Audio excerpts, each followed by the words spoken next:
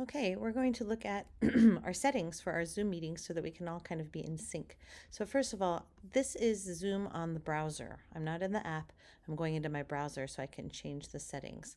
So I'm going to sign in, and I'll sign in using the account that I'm going to use for the workshop. I have this automatically saved. And so make sure you're signed into the right account if you have multiple accounts. Then on the left, under personal, you'll go down to settings. And you'll stay in the meeting area because we're not going to record these meetings. So stay in the meeting and make sure that host video is turned on, participants video is turned on, computer audio is clicked, that we said, yes, they can join before the host because you could enter a room before the workshop presenter and hang out, get a chair and get comfy. These other things, the personal meeting ID, that was just automatically on, so I just left it. So the other things that I have changed, require a password, that's on my account, since it's a district account, is grayed out. I have to be able to do that. We've decided that in our color rooms, the password will be the color of the room. So for my blue room, the password is blue. For the yellow room, Delana's password is yellow. So that there's just kind of the same protocol for each one. For the green room, green. For the main room, I would say the password should probably be main, MAIN. And then the other things that we'd want to switch off or on would be further down. Mute participants upon entry.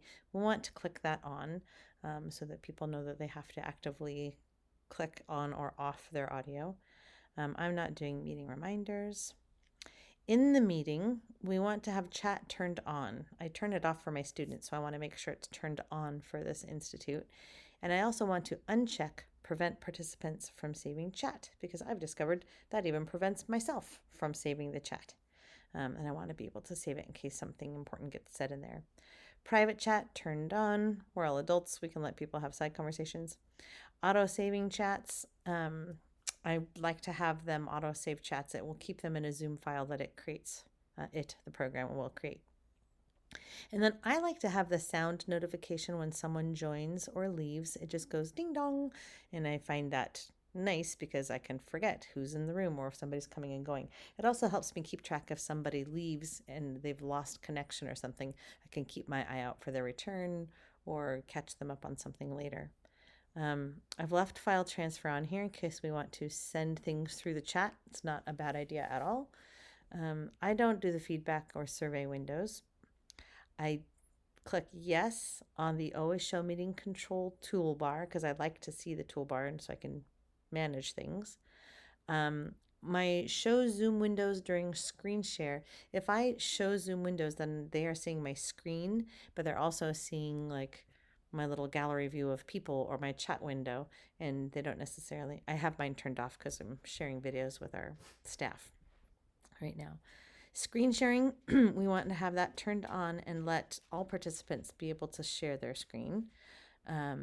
When someone else is sharing, only the host can start though after that because, I don't know, because it would be weird if they started all sharing their screen. And then disable desktop or screen share for users. I have that turned on. I guess that's something we'll have to talk about. I have annotation turned on. I don't know when we might use it, but it's there. Whiteboard is turned on. I've never used, I haven't really used it and it's not super necessary.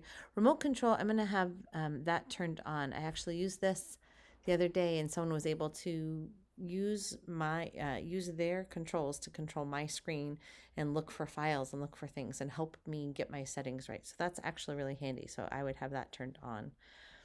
The rest of these, I think, are less important. When we get to the advanced settings, I think that the one important thing to have turned on is your breakout rooms.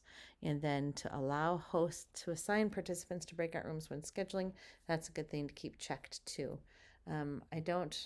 This is your choice if you want to report people to Zoom or not.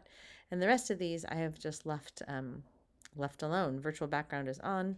Everything else is kind of off. So if you think those are good settings for us, great. If you have any suggestions, let us know. Thanks.